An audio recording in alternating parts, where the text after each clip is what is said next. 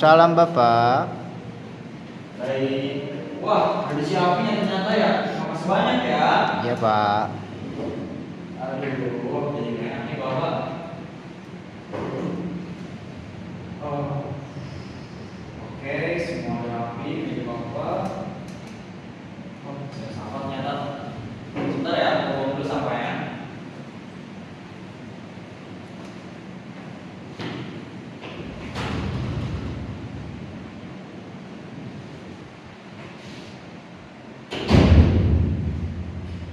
Oke, terima kasih anak-anak semua. Sebelumnya atas penyiapan materi dan juga kerapihan ruang kelas ini, dan juga Bapak mau ngecek sekali lagi ya mengenai kerapihan dan kebersihan ruang kelas kita semua. Bapak minta tolong kepada anak-anak semua, jika dirasa di kolong bangku atau kolong mejanya masih terdapat sampah, Bapak minta tolong untuk dirapikan dan sampahnya dibuang di tong sampah yang berada di depan kelas. Oke, baik, terima kasih anak-anak. Baik, setelah Bapak mengecek kerapihan dan kebersihan ruang kelas kalian, bila sudah cukup oke dan cukup nyaman untuk kita belajar nanti, kita bersama-sama membaca doa terlebih dahulu agar pembelajaran pada hari ini berjalan dengan baik dan lancar juga. Terus penyampaian materi dari Bapak dapat bermanfaat untuk kalian di masa yang akan datang. Baik, berdoa menurut kepercayaan dan keyakinan masing-masing. Berdoa dimulai.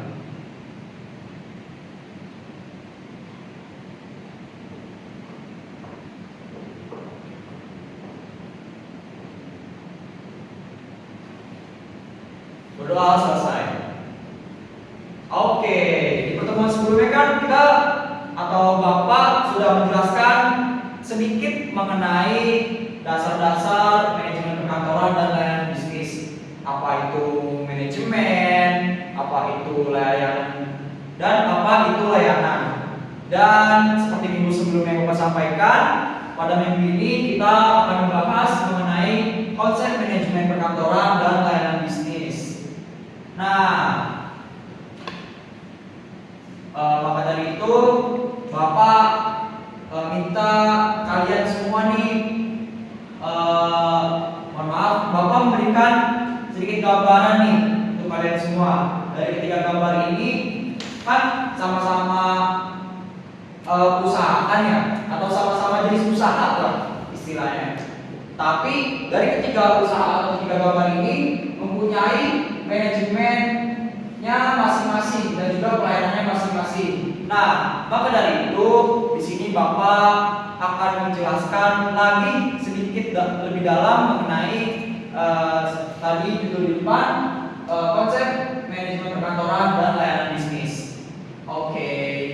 Nah, pada slide pembukaan pertama ini Bapak akan menjelaskan mengenai perkantoran secara bahasa. Menurut kantor, menurut etimologi bahasa Inggris, yaitu office yang berarti tempat untuk memberikan pelayanan, ruang tempat kerja ataupun posisi.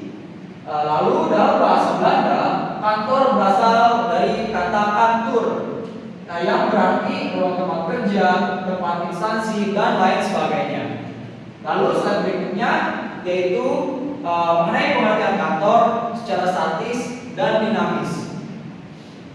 Menurut Laszlo, pada tahun 2015, kantor secara statis merupakan tempat kerja, ruang kerja, biro, markas, instansi, badan, perusahaan, maupun tempat untuk menyelenggarakan kegiatan pengumpulan, pencatatan, pengelolaan, penyimpanan, serta pendistribusian data atau informasi. Nah, pengertian kantor secara statis ini bisa dipersingkat atau dipersimpelkan dari kata yaitu tempat ini. Jadi pengertian kantor secara statis itu adalah tempatnya gitu loh, yang secara tetap. Misalkan nih, saya sebagai staf kan saya punya ruangan sendiri, saya punya meja sendiri, dan saya ya bekerja atau melakukan suatu hal ya di situ-situ aja. Begitupun juga dengan direksi atasan ataupun ya kita sejajar sebagai staf yang sama. Mereka punya ruangan sendiri, mereka punya tempat kerja sendiri, dan mereka melakukan hal atau tugasnya di ruangan yang sama. Nah, begitupun selanjutnya yaitu pengertian kantor secara dinamis. Merupakan proses-proses dalam penyelenggaraan kegiatan seperti pengumpulan, pencatatan, pengelolaan, penyimpanan maupun pendistribusian data. Nah, pengertian kantor secara dinamis ini bisa Bapak simpulin itu ya, misalkan kalau statis ini kan tadi kan yang tetap ya. Kalau dinamis ini bisa berubah-ubah seiring dengan urgensi atau kebutuhan yang sangat mepet lah istilah kata. Kalau misalkan lagi ini misalkan kamu nih sebagai staf keuangan, misalkan kan besok mau ada rapat nih mengenai laporan keuangan, sedangkan laporan hari ini aja belum kelar. Nah, lebih baik kamu ngerjain laporan hari ini, tapi untuk persiapan rapat mengenai laporan keuangan kamu belum siap, atau kamu mempersiapkan rapat laporan keuangan, dan sedangkan untuk laporan persiapan pada hari itu kamu bisa menjelaskannya sekaligus pada saat rapat nanti gitu loh. Jadi gitu ya anak-anak semua. Untuk slide berikutnya yaitu mengenai fungsi kantor. Menurut Sumandi dan kawan-kawan, pada tahun 2011 dibedakan menjadi fungsi rutin atau fungsi pokok dan fungsi penunjang atau fungsi administratif. Sedangkan menurut Chandra sekarang pada tahun 2009 membedakan fungsi kantor ke dalam fungsi pokok dan fungsi tambahan. Berikutnya yaitu mengenai beberapa fungsi utama kantor menurut Prau pada tahun 2000. Yang pertama yaitu menerima informasi. Nah, seperti yang kita tahu di kantor itu kan bukan istilahnya, meskipun lembaga formal kan nggak selalu ya yang gitu-gitu aja kerjanya, misalkan di depan laptop ataupun di depan komputer. Mereka juga menerima informasi dari klien atau pelanggannya. Menerima informasi ini maksudnya itu menerima informasi baik dalam bentuk email, dalam bentuk telepon, ataupun dalam bentuk surat. Lalu yang kedua ada merekam informasi, dan yang ketiga yaitu ada mengolah informasi, dan yang keempat yaitu mendistribusikan informasi. Lalu berikutnya yaitu fungsi pendukung. Pada prinsip fungsi pendukung ini, kantor merupakan aktivitas kantor yang memfasilitasi kinerja utama kantor. Menurut Hasto, dari fungsi pendukung ini diantaranya yaitu sebagai berikut. Yang pertama, melaksanakan fungsi manajemen. Nah, nanti fungsi manajemen ini ada di slide berikutnya. Lalu yang kedua yaitu merancang sistem dan prosedur kantor. Terus yang ketiga ada mengendalikan formulir kantor. Lalu yang keempat ada mengendalikan karyawan kantor. Lalu yang kelima yaitu menjamin ketersediaan alat tulis kantor. Dan yang keenam yaitu menjamin ketersediaan peralatan, furniture, dan mesin kantor. Yang ketujuh yaitu menjamin keamanan aset, dan yang terakhir yaitu ke-8 yaitu melaksanakan hubungan masyarakat. Jadi dari penjelasan Bapak di sini yaitu sudah jelas ya tadi mengenai fungsi utama kantor dan fungsi pendukung dari kantor itu sendiri. Nah, tadi kan Bapak bilang kan fungsi manajemen itu kan ada di slide berikutnya ya. Nah, kita lihat di slide berikutnya, yaitu fungsi manajemen dalam proses bisnis. Nah, tadi fungsi manajemen ini dibagi menjadi 4.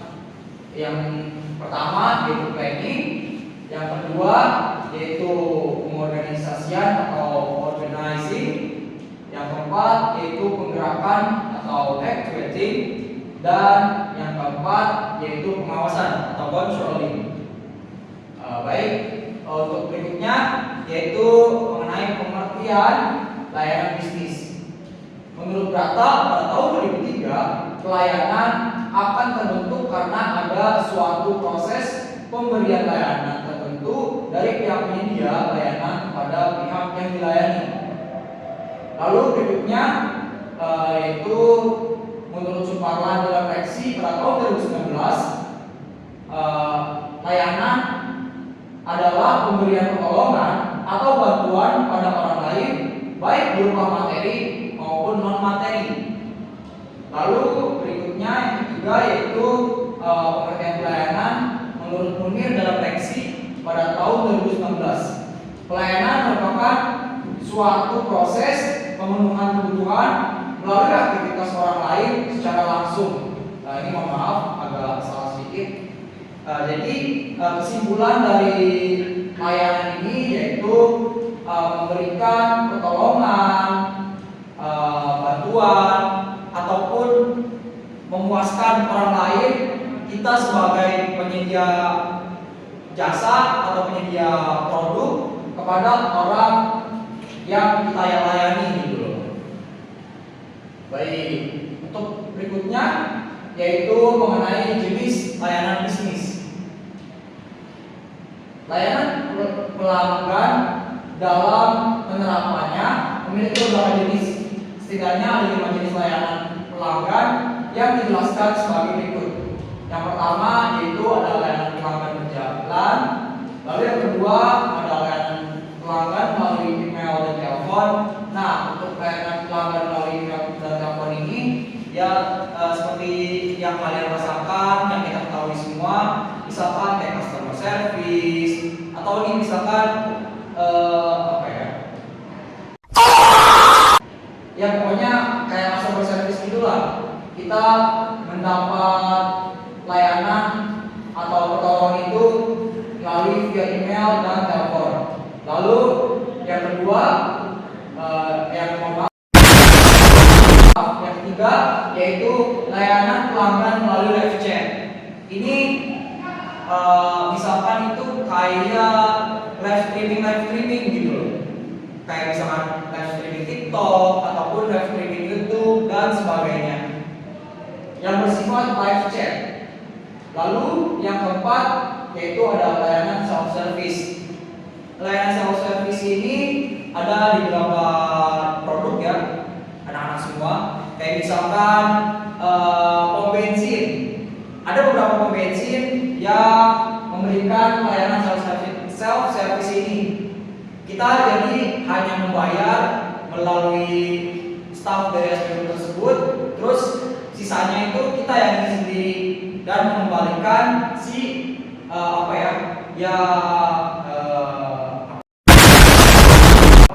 yang buat isi bensin itu ke tempatnya kembali. Terus ada juga laundry, laundry ini jadi kita hanya bayar aja gitu. Biasanya ini laundry point sih.